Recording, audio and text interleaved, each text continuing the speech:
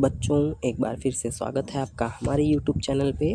और आज हम पढ़ रहे हैं कक्षा 9 की हिंदी पाठ्य पुस्तक से पाठ 4 गिल्लू। और प्रस्तुत पाठ की लेखिका हैं महादेवी वर्मा जी। और इस पाठ में उन्होंने एक छोटे से जीव, एक गिलहरी के बच्चे की कहानी हमसे साझा की है। इसके पहले वाले वीडियो में हमने महादेवी वर्मा जी का जीवन परिचय पढ़ा और किस तरह से आपको परीक्षा में 5 नंबर के लिए जीवन परिचय लिखना है उस पर हमने चर्चा किया। और आज की इस वीडियो में हम इनके द्वारा रचित ये जो हमारा पाठ है गिल्लू, इसको पढ़ेंगे और इस कहानी में जानेंगे कि उन्होंने क्या बताने का प्रयास किया है। ठीक है, तो ये जो पाठ हम पढ़ने वाले हैं गिल्लू, ये महादेवी वर्मा जी की एक रचना है मेरा परिवार। ठीक है ना, रचना का क्या नाम है? मेरा परिवार। इसके बारे में मैंने आप लोगों को कल भी बताया था, आज भी मैं आपको बता दूं कि जो मेरा परिवार नामक रचना है इनकी, इसमें इन्होंने अपने जो इनके घर में जो पशु पक्षी जो इन्होंने पाल रखे थे, उन पशु पक्षियों के बारे में और ऐसी अपनी छोटी छोटी जो है कहानियों को साझा किया है। आपने कक्षा 8 में जो है सोना पाठ पढ़ा होगा, जो कि इन्हीं की इसी पुस्तक मेरा परिवार से ही था।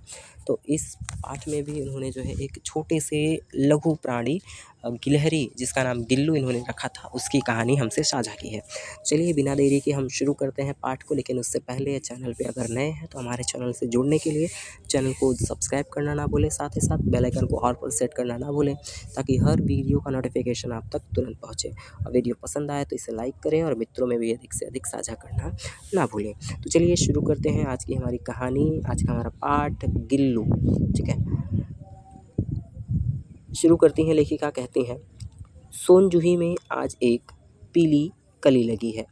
उसे देखकर अनायास ही उस छोटे जीव का स्मरण हो गया, जो इस लता की सघन हरी तिपा में छिपकर बैठता था और फिर मेरे निकट पहुंचते ही कंधे पर कूदकर मुझे चौंका देता था। तब मुझे कली की खोज थी, आज उस लघु प्राणी की खोज है। लेखिका कहती हैं, सोनजूही में आज एक पीली कली लगी है। सोनजूही बच्चों ये जो है फूल का जो है पौधा होता है। सोनजूही एक जो है पौधा होता है फूल का, जिसमें जो है फूल लगते हैं। तो लेखिका कहती हैं, आज इस सोनजूही के पौधे में पीले रंग की कली लगी है, यानी अभी पुष्प नहीं बना है, पीले रंग की कली खिल रही है, यानी पुष्प खिलने से पहले कली होता है। तो लेखिका कहती हैं, इस सोनजूही के पौधे में आज पीले रंग की कली लगी है और इस पीले रंग की कली को देख करके मुझे अनायास ही, अचानक ही उस लघु प्राण की याद आ गई, यानी उस छोटे से जीव का स्मरण हो गया। यानी इस कली को देखते ही मुझे अचानक उस छोटे से जीव की याद आ गई। स्मरण का अर्थ होता है बच्चों याद आना। लेखिका कहती हैं, इस छोटे से जीव को देखते ही मुझे आज उस छोटे से जीव की स्मरण आ गया। किसका स्मरण आ गया? तो लेखिका कहती हैं, जो इस लता की सघन हरी तिमा में छिपकर बैठता था, यानी जो इस सोनजूही की लताओं में छिप करके बैठा करता था, मुझे उस छोटे से जीव की याद आ गई। और जैसे ही मैं इस जो है सोनजूही के निकट पहुंचती तो कूदकर मुझे चौंका दिया करता था।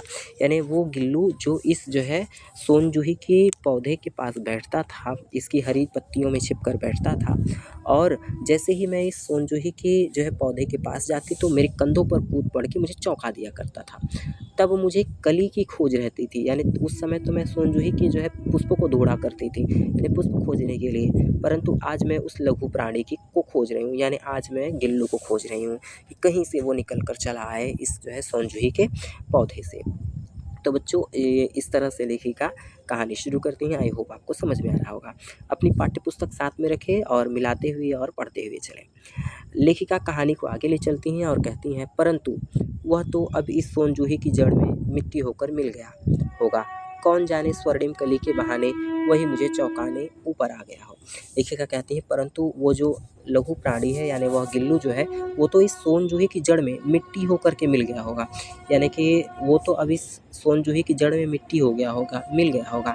और ऐसा भी हो सकता है कि आज इस स्वर्णिम कली, यानी इस सुनहरे पुष्प के रूप में जो कली आज मुझे दिख रही है, हो सकता है कि ये गिल्लू हो जो मुझे चौंकाने के लिए ऊपर आ गया है, यानी कली के रूप में जो है आज मुझे चौंकाने के लिए ऊपर आ गया है। बच्चों थोड़ा सा डिस्टर्बेंस हो रहा है क्योंकि ट्रेनें जा रही हैं यहाँ से, तो थोड़ा वॉल्यूम आ सकता है बैकग्राउंड में। चलिए हम अपनी जो है स्टोरी को आगे कंटिन्यू करते हैं। लेखिका कहती हैं, अचानक एक दिन कमरे से बरामदे में आकर मैंने देखा, 2 कौवे एक गमले के चारों ओर चोंचों से छुआ-छुआउल जैसा खेल रहे थे।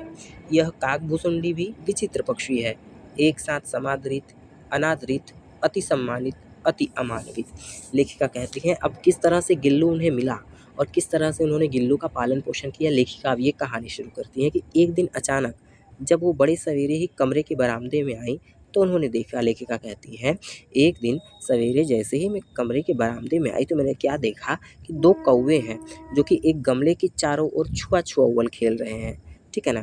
क्या लेखिका कहती हैं कि जैसे ही वो एक दिन सवेरे कमरे के बरामदे में आई तो क्या देखा उन्होंने एक गमले के पास दो कौवे हैं जो चोंच से छुआ छुआ यानी जो कौवे हैं वो अपने चोंच से उस गमले के पास जो है चोंच मारने का काम कर रहे थे। छुआ छुआ खेलना मीन्स बच्चों गमले के पास चोंच मारना।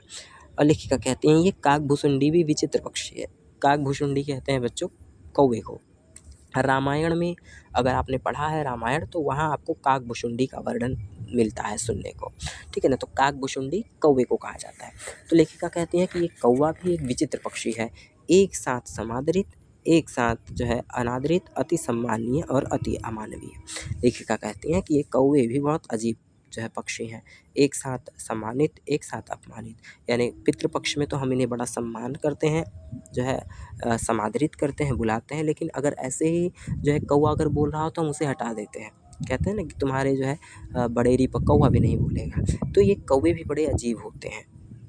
लेखिका कहती हैं हमारे बेचारे पुरखे न गरुड़ के रूप में आ सकते हैं, न मयूर के, न हंस के। उन्हें पितरपक्ष में हमसे कुछ पाने के लिए काक बनकर ही अवतीर्ण होना पड़ता है। लेखिका कहती है हमारे जो पुरखे, हमारे दादा परदादा जो इस संसार से चले गए हैं, उन्हें हमसे यदि कुछ लेना है तो न तो वो गरुड़ के रूप में आ सकते हैं, यानी गरुड़ का रूप लेकर भी नहीं आ सकते, और न ही वो मोर के रूप में, मयूर के रूप में आ सकते हैं। ठीक है ना। और न ही जो है हंस के रूप में।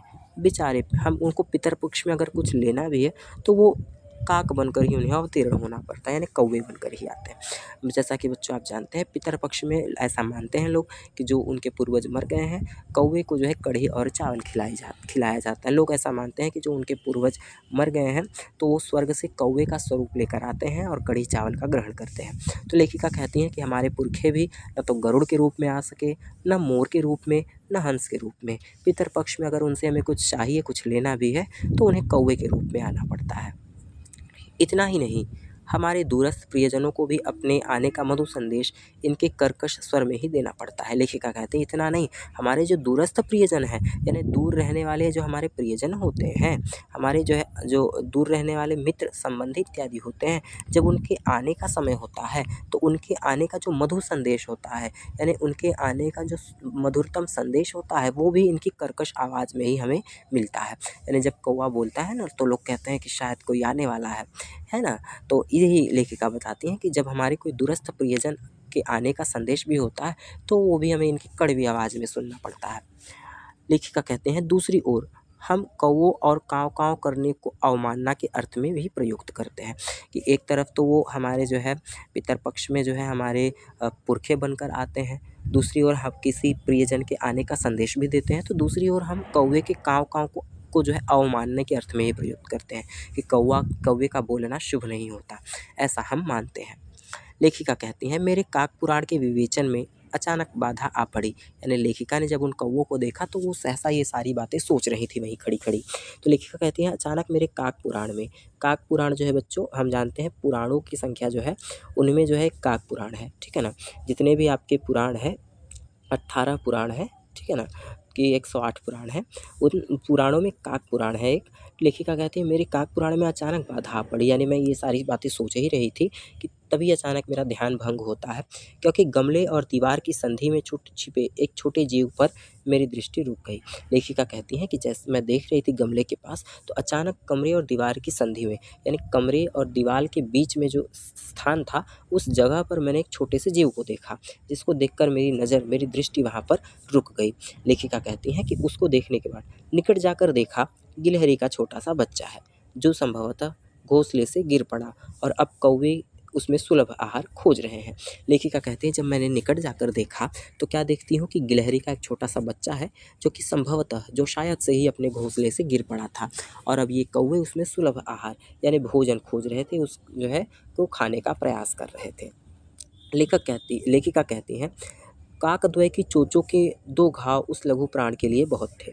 यानी काकद्वय की चोंचों के 2 घाव, यानी उन दोनों कौवे के चोंचों से जो घाव लगा था उस छोटे से जानवर के लिए वो बहुत था। यानी उसके लिए उन कौवे के जो है चोंचों का घाव सहना उसके लिए जो है बहुत ही मुश्किल था। उनके लिए, उस छोटे से जीव के लिए वही बहुत था। अतः वह निश्चेष्ट सा गमले में चिपका पड़ा था। निश्चेष्ट कहते हैं बच्चों जिसमें प्राण ना हो, बेहोश हो गया हो जो, तो वो निश्चेष्ट सा जो है गमले में चिपका हुआ पड़ा हुआ था। सबने कहा कि कौवे की चोंच का घाव लगने के बाद यह बच नहीं सकता, अतः इसे ऐसे ही रहने दिया जाए। लेखिका कहती हैं कि जब मैंने उस गिलहरी के बच्चे को लिया, उठाया, तो लेखिका के घर वालों ने सभी ने कहा कि कौवे की चोंच लगने के बाद यानी घाव लग जाने के बाद अब ये बचेगा नहीं, इसलिए इसे ऐसे ही रहने दो। परंतु मन नहीं माना। लेखिका कहते हैं कि परंतु मेरा मन नहीं माना।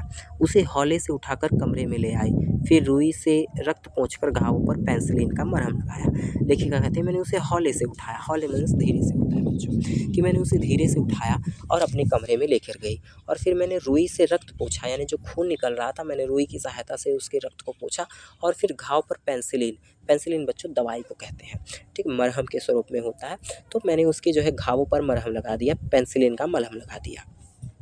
फिर लेखिका ने क्या किया, लेखिका कहते हैं रुई की पतली बत्ती दूध में भिगोकर जैसे जैसे उसके नन्हे से मुंह में लगाई, पर मुंह खुल न सका और दूध की बूंदें दोनों ओर लुढ़क गईं। लेखिका कहती मैंने रुई की पतली सी बत्ती बनाई और उसे दूध में भिगोया, और दूध में भिगोने के बाद जैसे तैसे मैं उसके नन्हे से मुंह में जो है वह रुई की सहायता से दूध डाल रही थी, परंतु उसका मुंह नहीं खुल सका। यानी जो गिलहरी का बच्चा था उसका मुंह नहीं खुला, और उसके मुंह से जो है दूध की बूंदें दोनों ओर लुढ़क कर चली गई। लेखिका कहती हैं कई घंटे के उपचार के उपरांत उसके मुंह में एक बूंद पानी टपकाया जा सका। तीसरे दिन वह इतना अच्छा और आश्वस्त हो गया कि मेरी उंगली अपने 2 नन्हे पंजे से पकड़कर नीले कांच की मोती जैसी आँखों से इधर-उधर देखने लगा। लेखिका कहती हैं कई घंटे के उपचार के बाद, यानी कई घंटे उसके साथ जिद्दोजहद करने के बाद, उपचार करने के बाद उसके मुंह में मैंने बड़ी मुश्किल से एक बूंद पानी टपकाया जा सका, और इस तरह से उसकी देखभाल करते हुए लगभग 3 दिन के बाद वो इतना आश्वस्त हो गया, यानी 3 दिन के बाद वो इतना ठीक हो गया, इतना अच्छा हो गया कि अब वो जो है मेरी उंगली को अपने पंजों से पकड़ने लगा, और तो और अपनी नीले मोती जैसी आँखों से इधर-उधर देखने भी लगा। यानी वो गिलहरी का बच्चा अब बिल्कुल ठीक होने लगा था। लेखिका कहती हैं 3-4 मास में उसके स्निग्ध रोएं, झब्बेदार पूँछ और चंचल चमकीली आँखें सबको विस्मित करने लगी। यानी 3-4 महीने बीत जाने के बाद उसके स्निग्ध रोएं आ गए। स्निग्ध का अर्थ होता है बच्चों चिकने, यानी 3-4 महीने के बाद उसके चिकने-चिकने रोएं आ गए, और झब्बेदार एक पूँछ भी आ गई, और उसकी चमकीली आँखों का तो कहना ही का, सबको जो है विस्मित कर देती थी। यानी जो कोई भी देखता उसकी आँखों को, तो सब आश्चर्यचकित हो जाते थे उसकी आँखों को देख कर के। हमने उसकी जातिवाचक संज्ञा को व्यक्तिवाचक रूप दे दिया, और इस प्रकार हम उसे गिल्लू कहकर बुलाने लगे। मैंने फूल रखने की एक हल्की डलिया में रुई बिछाकर उसे तार से खिड़की पर लटका दिया। लेखिका कहती हैं हमने उसकी जातिवाचक संज्ञा को व्यक्तिवाचक संज्ञा का रूप दे दिया। जातिवाचक संज्ञा मीन्स बच्चों जिससे किसी जाति का बोध हो, यानी अभी वो गिलहरी का बच्चा था, और व्यक्तिवाचक संज्ञा मीन्स जहाँ किसी का नाम आ जाए, किसी विशेष व्यक्ति का, यानी कि हमने उसे गिलहरी से अब उसका नाम रख दिया, और उसे हमने गिल्लू कहकर बुलाना शुरू कर दिया। लेखिका कहती हैं कि हमने उसका नाम गिल्लू रख दिया, और अब हम उसे गिल्लू कहकर बुलाने लगे। और फूल रखने की, लेखिका कहती हैं कि मैंने फूल रखने की एक टोकरी में ठीक है ना, रुई बिछाकर तार की सहायता से उसे खिड़की पर लटका दिया। अब जो है उसी टोकरी में, उसी डलिए में वो गिल्लू रहता था। लेखिका कहती हैं वही 2 वर्षों तक गिल्लू का घर रहा। वह स्वयं हिलाकर अपने घर में झूलता और अपनी कांच के मनको सी आँखों से कमरे के भीतर और खिड़की के बाहर न जाने क्या देखता रहता था, परंतु उसकी समझदारी और कार्यकलाप पर सबको आश्चर्य होता था। लेखिका कहते हैं वही 2 वर्ष तक गिल्लू का घर रहा, यानी 2 वर्ष तक जो है गिल्लू उसी जो है फूल की टोकरी में रखता और खुद से उसे झुलाया करता था, और कांच की मनकों से, मनका कहते हैं बच्चों मोती जो होते हैं ना कांच के, जो अंगूठी इत्यादि में जो है लगाए जाते हैं, ठीक है ना, तो कांच की समान आँखों से जब वो देखता तो सभी को बड़ा आश्चर्य होता, और वो जो है अपने कमरे के भीतर और खिड़की के बाहर न जाने क्या देखता रहता था, परंतु जो उसकी समझदारी है, जो उसके कार्यकलाप, यानी ऐसे कार्य करता कि सभी को उसके जो है समझदारी पर और उसके कार्यकलाप पर आश्चर्य होता। लेखिका कहती हैं कि जब मैं लिखने बैठती तब अपनी ओर मेरा ध्यान आकर्षित करने की उसे तीव्र इच्छा होती थी कि उसने एक अच्छा उपाय खोज निकाला। लेखिका कहती हैं कि जब मैं लिखने बैठती थी तो मेरा ध्यान अपनी ओर आकर्षित करने की उसे बड़ी इच्छा होती थी। यानी वो बहुत चाहता था कि मैं उसकी ओर देखूं, और उसने एक अच्छा उपाय भी खोज निकाला था। यानी गिल्लू ने अब एक अच्छा उपाय ये खोज निकाला था कि ताकि मैं उसकी ओर देख सकूं। और उपाय वो क्या था, तो लेखिका बताती हैं कि वह मेरे पैरों तक आकर सर्र से पर्दे पर चढ़ जाता और फिर तेजी से उतरता। उसका यह दौड़ने का क्रम तब तक चलता जब तक मैं उसे पकड़ने के लिए न उठती। लेखिका कहती हैं कि अब वो क्या करता कि वो मेरे पैरों के पास आता और सर्र से पर्दे पर चढ़ जाता। यानी वो मेरे पैरों के पास आता टेबल के, और जल झट से पर्दे पर चढ़ जाया करता था। और ये दौड़ने का क्रम वो तब तक करता रहता जब तक मैं उसे पकड़ने के लिए न उठ जाती थी। यानी इस तरह गिल्लू जो है लेखिका का ध्यान अपनी ओर आकर्षित करता था। लेखिका कहती हैं, कभी मैं गिल्लू को पकड़कर उस लंबे लिफाफे में इस प्रकार रख देती कि उसके अगले 2 पंजे और सिर के अतिरिक्त सारा लघुगात लिफाफे के भीतर बंद रहता।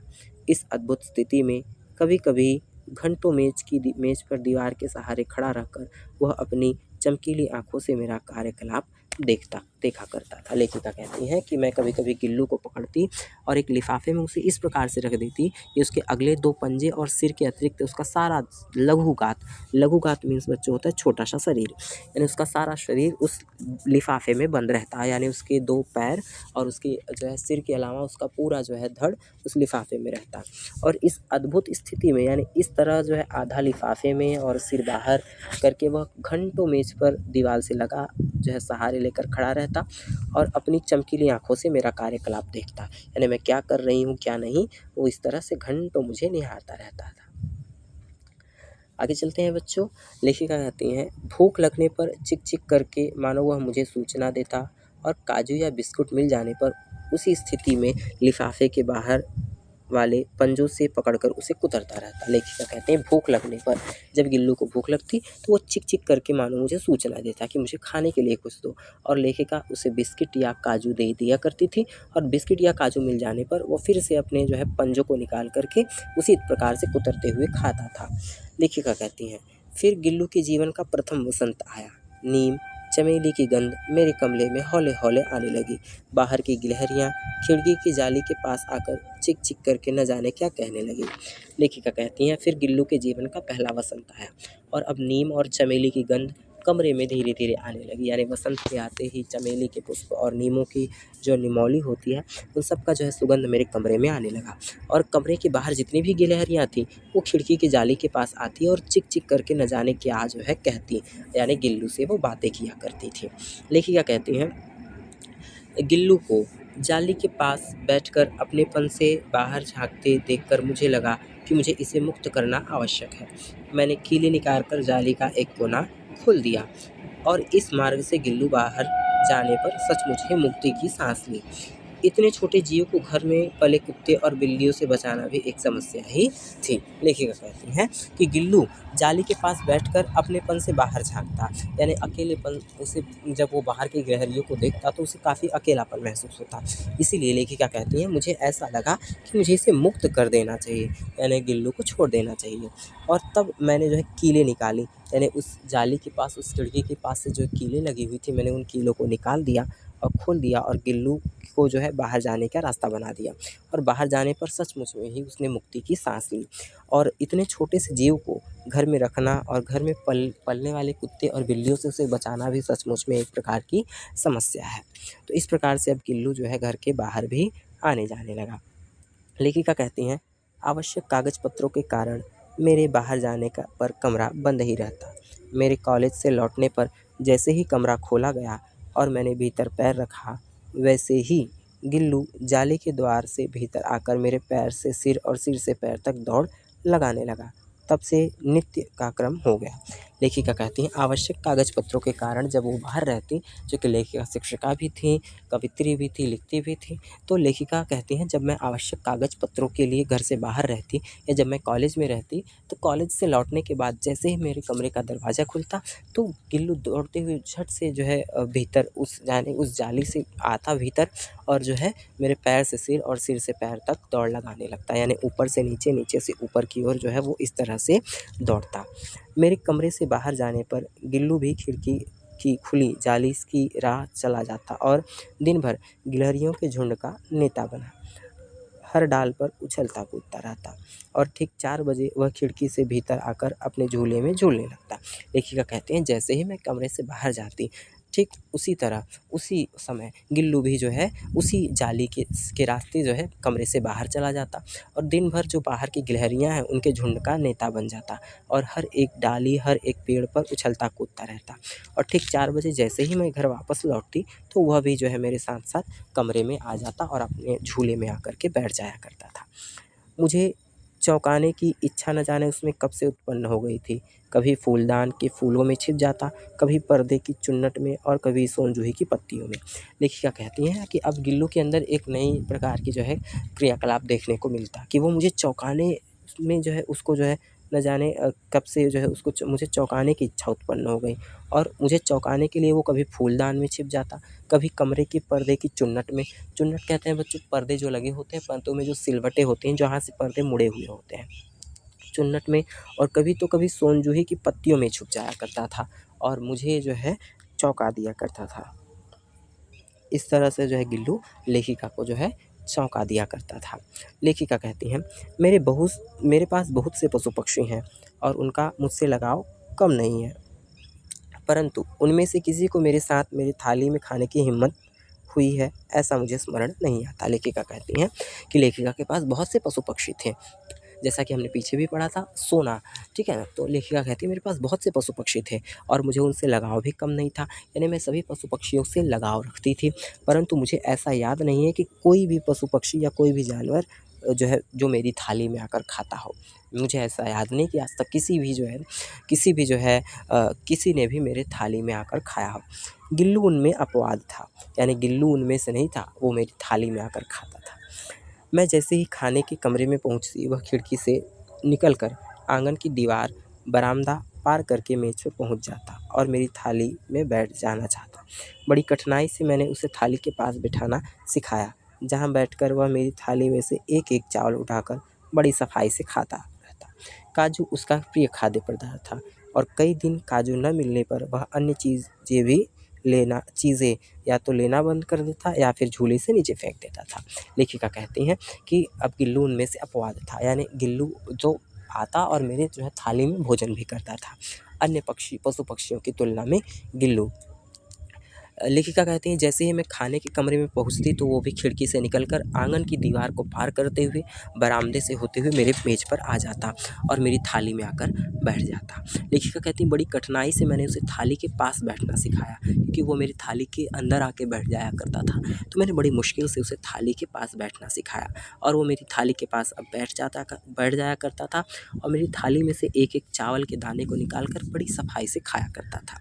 और काजू जो है गिल्लू का प्रिय खाद्य पदार्थ था और कई दिनों तक अगर उसे काजू न दिया जाए खाने के लिए तो वो अन्य चीज़ें भी लेना बंद कर देता था, यानी दूसरी चीज़ें भी नहीं खाता अगर उसे काजू न दिया जाए। और तो और अन्य अगर उसे चीज़ें दी भी जाएँ तो वह झूले से उन्हें नीचे फेंक दिया करता था। लेखिका कहती हैं इसी बीच मुझे मोटर दुर्घटना में आहत होकर कुछ दिन अस्पताल में रहना पड़ा। उन दिनों जब मेरे कमरे का दरवाज़ा खोला जाता, गिल्लू अपने झूले से उतरकर दौड़ता और फिर किसी दूसरे को देखकर उसी तेजी से अपने घोंसले में जा बैठता। उसे जब उसे काजू दे जा सब उसे काजू दे जाते, परंतु अस्पताल से लौटकर जब मैंने उसके झूले की सफाई की तो उसमें काजू भरे मिले, जिससे ज्ञात हुआ कि वह उन दिनों अपना प्रिय खाद्य कम खाता रहा। लेखिका कहती हैं कि इसी बीच मोटर दुर्घटना में यानी मोटर एक्सीडेंट में आहत होकर जब लेखिका मोटर दुर्घटना में जो है आहत हो गए, उन्हें चोटें आ गई तो उन्हें अस्पताल जाना पड़ा। और लेखिका कहती हैं उन दिनों जब मैं अस्पताल में थी तब मेरे कमरे का दरवाज़ा जब कोई खोलता तो गिल्लू झट से उतर कर आता और जब देखता कि लेखिका नहीं बल्कि कोई और है तो उसी तेज़ी के साथ अपने घोंसले में जाकर बैठ जाता था। और उन दिनों जब उसे कोई काजू देता तो उसे वह खाता भी नहीं था। लेखिका कहती हैं जब मैं अस्पताल से आई और मैंने उसके घोंसले की सफाई की तो मैंने देखा कि उसमें कुछ काजू के अवशेष भी थे, यानी काजू भी थे। और तब मुझे ये पता चला कि जो गिल्लू है उन दिनों अपना खाद्य पदार्थ कम खाता था, यानी कि गिल्लू जो है काजू जो है गिल्लू ने जो है काजू खाना भी बंद कर दिया था। क्यों? क्योंकि लेखिका जो है अस्पताल में थी। आगे लेखिका कहती हैं मेरी अस्वस्थता में वह तकिए के सिरहाने पर बैठकर अपने नन्हे-नन्हे पंजों से मेरे सिर और बालों को इतने हौले-हौले सहलाता था कि उसका हटना एक परिचारिका के हटने के समान लगता था। लेखिका कहती हैं कि मेरी अस्वस्थता में जब मैं अस्वस्थ थी तो गिल्लू मेरे जो है तकिए के सिरहाने बैठ जाता और अपने नन्हे-नन्हे पंजों से मेरे सिर को इस तरह से सहलाता कि मेरे बालों को इतने हौले-हौले यानी धीरे-धीरे सहलाता था कि उसके हटने पर मुझे ऐसा लगता जैसे कोई मेरी परिचारिका मेरी जो है पास से हट गई हो। परिचारिका बच्चों उसको कहते हैं जो बीमारी में दूसरों का हाल-चाल या कुशल-क्षेम पूछता है या जो दवा वगैरह इत्यादि समय-समय से देते हैं, उनको परिचारिका कहते हैं। तो लेखिका कहती हैं कि जब वो चला जाता तो मुझे ऐसा लगता कि जैसे कोई परिचारिका हो जो मुझसे जो है दूर चली गई हो। लेखिका कहती हैं, गर्मियों में जब मैं दोपहर में काम करती रहती तो गिल्लू न बाहर जाता न अपने झूले में बैठता। उसने मेरे निकट रहने के साथ गर्मी से बचने का एक सर्वथा नया उपाय खोज निकाला था। वह मेरे पास रखे सुराही पर लेट जाता और इस प्रकार समीप भी रहता और ठंडक में भी रहता। लेखिका कहती हैं,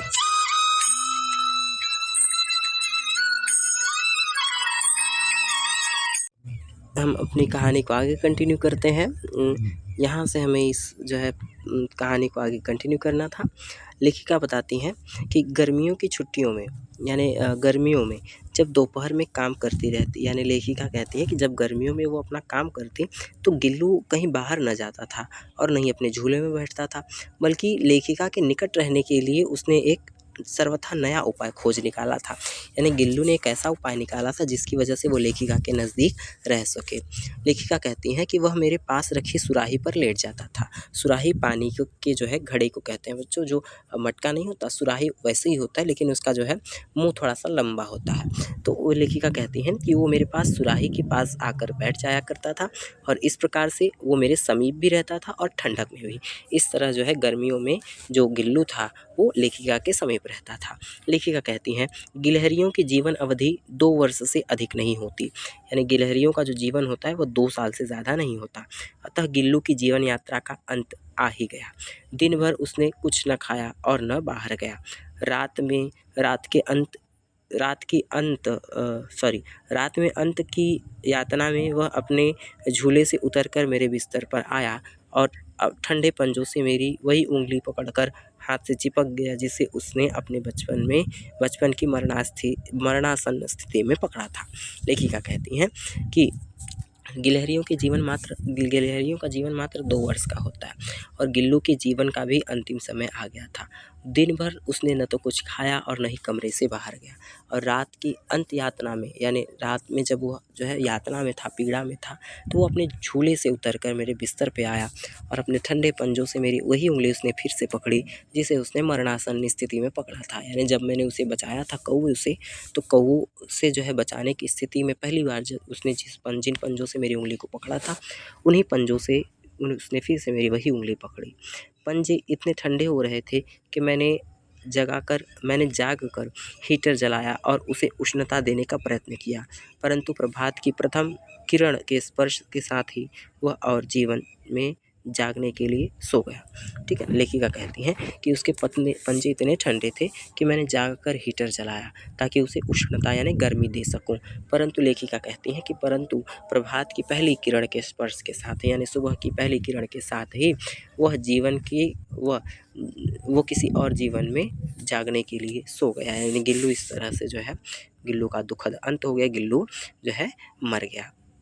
लेखिका कहती हैं, उसका झूला उतार कर रख दिया और खिड़की की जाली बंद कर दी है, परंतु गिलहरियों की नई पीढ़ी जाली के उस पार चिक-चिक करती रहती हैं और सोन जूही पर बसंत आता ही रहता है। लेखिका कहती हैं कि मैंने उसका झूला उतार कर रख दिया और जो खिड़की मैंने गिल्लू को घर के बाहर जाने के लिए खोली थी, उस खिड़की की जाली भी मैंने बंद कर दी, परंतु खिड़की के बाहर की जो गिलहरियाँ हैं, नई पीढ़ी की गिलहरियाँ, आज भी वो चिक-चिक करते हुए उसके पार मुझे देखती रहती हैं और जो सोन जूही का पौधा है उस पे वसंत आता ही रहता है। लेखिका कहती हैं, सोन जूही की लता के नीचे गिल्लू को समाधि दी गई। यानी सोन जूही का जो पौधा था उसकी लता के नीचे गिल्लू को समाधि यानी उसके नीचे उसको दफन कर दिया गया ज़मीन में उसको, इसलिए भी कि उसे वह लता सबसे अधिक प्रिय थी, इसलिए भी कि लघुगाथ का किसी वसंती दिन जूही के पीलाभ छोटे फूल में खिल जाने का विश्वास मुझे संतोष देता है। लेखिका कहती हैं कि मैंने उसे सोनजूही के नीचे समाधि इसलिए दी क्योंकि उसे इस सोनजूही की लता अधिक प्रिय थी, और इसलिए भी मैंने उसे उसके छोटे से शरीर को इस जो है सोनजूही के नीचे जो है समाधि दी, क्योंकि मुझे यकीन है कि किसी वसंत के दिन वो जूही के छोटे से पुष्प के रूप में अवश्य ही जो है खिलकर, यानी अवश्य ही जो है गिल्लू के रूप में जो है वो अवश्य ही खिल कर आएगा, मुझे ऐसा संतोष है। तो इस तरह से बच्चों आज का हमारा ये जो पाठ था महादेवी वर्मा जी द्वारा रचित गिल्लू ख़त्म होता है। हमने लेखिका का परिचय पढ़ा, हमने उनके द्वारा रचित ये गिल्लू पाठ पढ़ा। आई होप आपको वीडियो पसंद आया होगा। वीडियो पसंद आया तो इसे लाइक करें और मित्रों में अधिक से अधिक साझा करें, और अभी तक अगर आपने हमारे चैनल को सब्सक्राइब नहीं किया है तो हमारे चैनल से जुड़ने के लिए हमारे चैनल को सब्सक्राइब करना ना भूलें, ताकि आने वाली हर वीडियो का नोटिफिकेशन आप तक पहुंचता रहे।